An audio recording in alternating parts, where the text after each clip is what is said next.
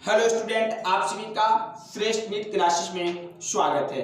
आज हम लोग 12th के chapter molecular basis of inheritance पर आगे की बात करने वाले हैं। ठीक है, तो हम लोगों को जो लेक्चर रहेगा आज वो क्लास 12th पर रहेगा। ठीक है, किस पर होगा?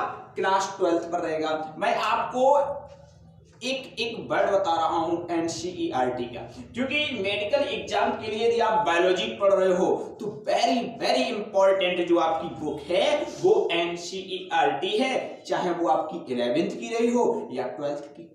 ठीक है, तो इसलिए एक एक शब्द को समझते हुए आगे चलना है। वहीं से वैरायटी ऑफ क्वेश्चन आपसे एग्जाम में पूछ लिए जाते हैं। वहीं से क्या होता है, कभी कभी उसी को आधार मानकर, है ना, उसी की लैंग्वेज में आपसे क्वेश्चन किया जाता है। तो उन चीजों को हम लोग आज फिर से डिस्कस करने वाले हैं।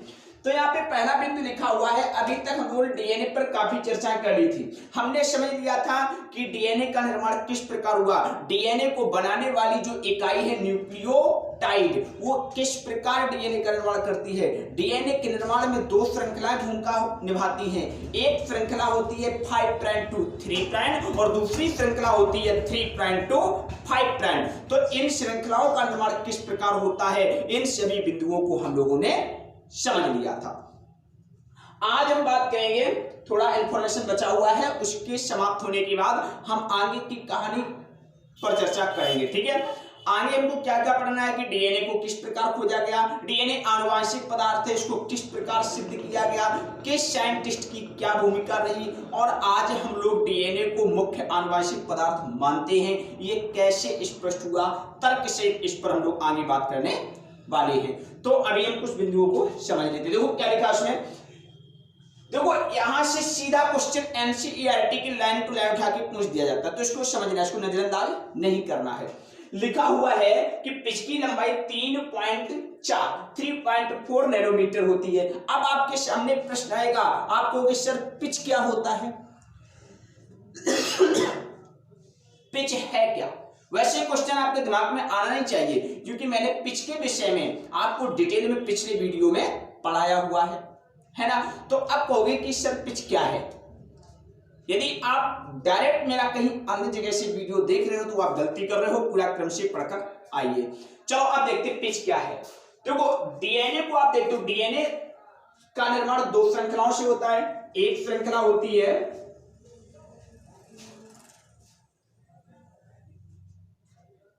5 प्राइम टू 3 प्राइम, दूसरी होती है 3 प्राइम टू 5 प्राइम।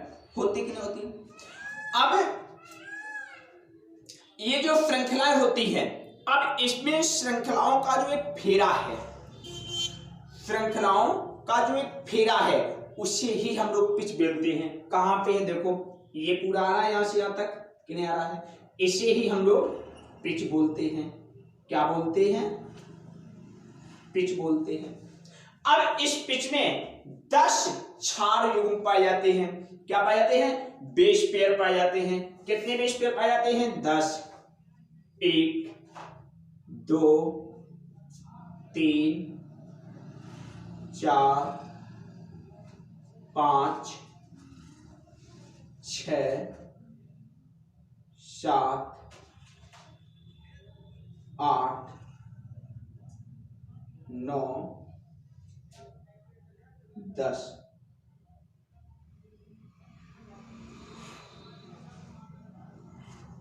है ना, इस प्रकार में 10 बेस पेयर पाए जाते हैं, यानी क्षार युग्म पाए जाते हैं।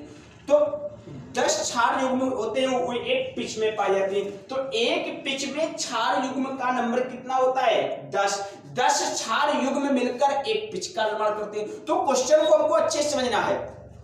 दोबारा बोल रहा हूं, 10 क्षार युग्म मिलकर एक पिच का निर्माण करते हैं, या एक पिच में 10 बेस पेयर पाए जाते हैं। अब देखो इस जो पिच की लंबाई है, एनसीईआरटी ने इसको नैनोमीटर में बोला है।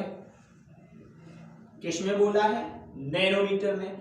और हो सकता है एग्जामिनर आपसे एंगस्ट्रॉम में भी पूछ सकता है ना। एग्जामिनर आपसे एंगस्ट्रॉम में पूछ सकता है, तो हमको दोनों में पता होना चाहिए। ठीक है, तो अब नैनोमीटर में कितना है? नैनोमीटर में एक पिच की लंबाई होती है 3.4, एंगस्ट्रॉम में कितनी होती है? 34। ठीक है, कहने का मतलब है कि एक पिच की लंबाई 3.4 नैनोमीटर है, और यदि एंगस्ट्रॉम में कहा जाए तो 34 एंगस्ट्रॉम है। तो ये बात लिखी थी कि पिच की लंबाई 3.4 नैनोमीटर होती है। ये बात समझ में आ गई कि नहीं आ गई? है ना, कोई डाउट? अब दूसरी बात देखो, प्रत्येक पिच में 10 बेस पेयर यानी क्षार युग्म पाए जाते हैं। अब देखो, ये आपकी पिच हो गई, समझना, फिगर को समझो अच्छे से, रटना नहीं है, बायोलॉजी को समझना, जितना बेहतर समझ जाओगे उतना आपके दिमाग में स्थिर रहेगी। ठीक है, तो ये आपकी पिच हो गई यहां से यहां तक। अब इसमें 10 क्षार युग्म है, देखो 10 है कि नहीं है? 1 2, देखो बता देता हूं, 1 2 3 4 5 6 7 8 9 और 10, है ना? क्या है? 10 क्षार युग्म है। तो बेस पेयर, देखो एक चीज याद रखो, हिंदी और इंग्लिश दोनों हमको पता होना चाहिए। ठीक है, ऐसा नहीं है कि आपको ओनली वन इंग्लिश पता है, ऐसा भी नहीं है कि आपको ओनली वन हिंदी पता है। तो ठीक है, मैं दोनों लिख देता हूं, क्षार बेस पेयर या क्षार युग्म। ठीक है, तो ये कितने होते हैं? 10 होते हैं। कितने होते हैं? 10। एक पिच में बेस पेयर का नंबर कितना होता है? 10। कितना होता है? 10 होता है। ठीक है, अब इसके बाद आगे देखो क्या लिखा है, क्षार युग्म से क्षार युग्म, बड़े ध्यान से समझना, क्षार युग्म से क्षार युग्म के बीच की दूरी नैनोमीटर में दिया गया है, और कई बार मेडिकल एग्जाम में वेरी वेरी इंपॉर्टेंट पहला बिंदु और दूसरा बिंदु पूछा जा चुका है। AIPMT आप देखेंगे, AIPMT में भी पूछा जा चुका है कई बार, और नीट में तो पूछ सकता है, क्योंकि हम लोग NCERT का पूरा जो नीट एग्जाम है पूरा NCERT को फॉलो कर रहा है, तो इसलिए नैनोमीटर बहुत याद रखना। ठीक है, लेकिन मैं आपको नैनोमीटर एंगस्ट्रॉम दोनों बता रहा हूं। तो क्षार युग्म से क्षार युग्म के बीच की दूरी 0.34 है ना, नैनोमीटर होती है। कहां से? ये देखो आपकी ये जो दूरी रहेगी, ये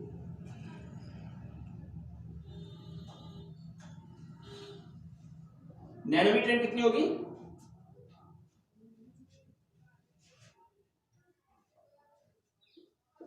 नैनोमीटर कितनी होगी? 0.34 नैनोमीटर। एंगस्ट्रॉम में कितनी होगी? 3.4 एंगस्ट्रॉम होगी। कितनी होगी? 3.4 एंगस्ट्रॉम होगी। 3.4 एंगस्ट्रॉम होगी कि नहीं होगी? तो यहां पर कहने का मतलब हमको नैनोमीटर और एंगस्ट्रॉम दोनों में पता होनी चाहिए कि पिच की लंबाई एंगस्ट्रॉम में कितनी है, पिच की लंबाई नैनोमीटर में कितनी है, क्षार युग्म के बीच की दूरी एंगस्ट्रॉम में कितनी है, क्षार युग्म के बीच की दूरी नैनोमीटर में कितनी है।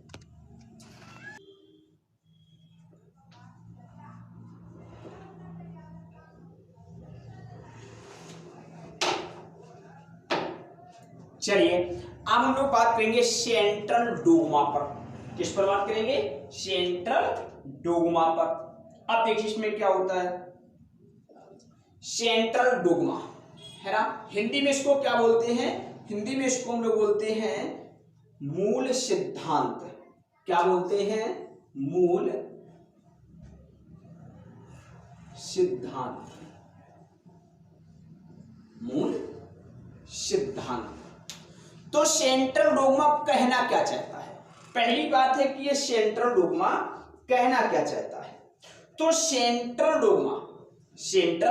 डोग्मा आपको बताना चाहता है कि सूचनाओं का प्रवाह आपको कौन सूचनाएं?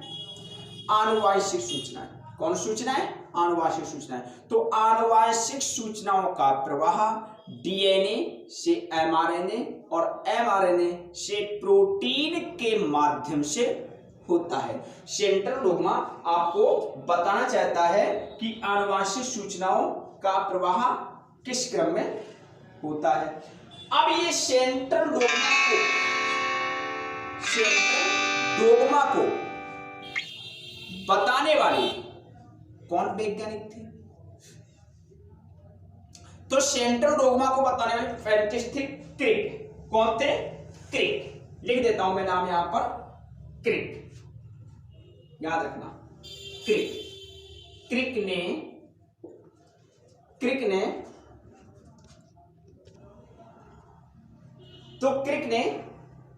सेंट्रल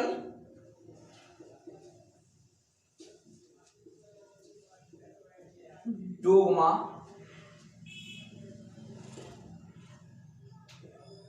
पर विचार रखा था। याद रखना, सेंट्रल डोग्मा का मत देने वाले, सेंट्रल डोग्मा के विषय में इंफॉर्मेशन देने वाले साइंटिस्ट जो थे वो कौन थे? क्रिक। कौन थे? क्रिक थे कि नहीं थे? अब आगे देखो यहां पे, तो क्या हुआ? क्रिक ने बताया सेंट्रल डोग्मा विषय में। अब सेंट्रल डोग्मा का जो फिगर है समझ लो, यहां पे क्या है? डीएनए से डीएनए का निर्माण। समझना बड़े ध्यान से, डीएनए से डीएनए का निर्माण कहलाता है प्रतिकृति। क्या कहलाता है? प्रतिकृति। प्रतिकृति।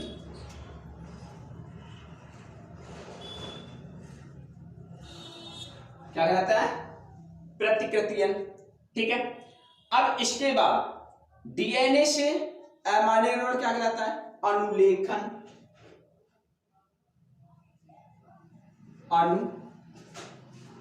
अनुलेखन। और एमआरएनए से प्रोटीन का निर्माण क्या कहलाता है? रूपांतरण। क्या कहलाता है? रूपांतरण। तो अब देखो इंग्लिश टर्म क्या है? डीएनए से डीएनए बनना रेप्लिकेशन इंग्लिश में बोलते हैं, प्रतिकृतियन हिंदी में बोलते हैं। डीएनए से एमआरएनए बनना इंग्लिश में ट्रांसक्रिप्शन कहते हैं और हिंदी में अनुलेखन कहते हैं। एमआरएनए से प्रोटीन बनना इंग्लिश में ट्रांसलेशन कहते हैं और हिंदी में रूपांतरण कहते हैं। तो एक बार हम लोग रिकॉल कर लेते हैं। डीएनए से एमआरएनए बनना, चलो शुरू से करते हैं। डीएनए से डीएनए बनना रेप्लिकेशन, डीएनए से एमआरएनए बनना, बोलो क्या होगा? बोलो। डीएनए से डीएनए क्या बनना है? रेप्लिकेशन। डीएनए से एमआरएनए बनना है ट्रांसक्रिप्शन और एमआरएनए से प्रोटीन बनना है ट्रांसलेशन। याद रखो, रुकना नहीं है। Replication, transcription, translation, replication, transcription, translation. ठीक है। अब देखो यहां पे, अब क्या होता है? कभी कभी क्या होता है विषाणुओं में? किसमें? विषाणुओं में।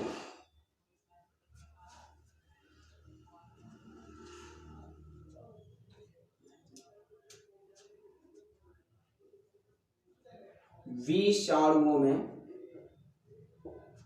क्या होता है कि एमआरएनए से डीएनए का निर्माण होता है। डीएनए का निर्माण होता है। कभी कभी आप पढ़ेंगे आप आगे कि विषाणुओं में, विषाणु या वायरस, विषाणुओं में क्या होता है कि एमआरएनए से डीएनए का निर्माण होता है, जबकि यहां क्या है? डीएनए से एमआरएनए बन रहा है।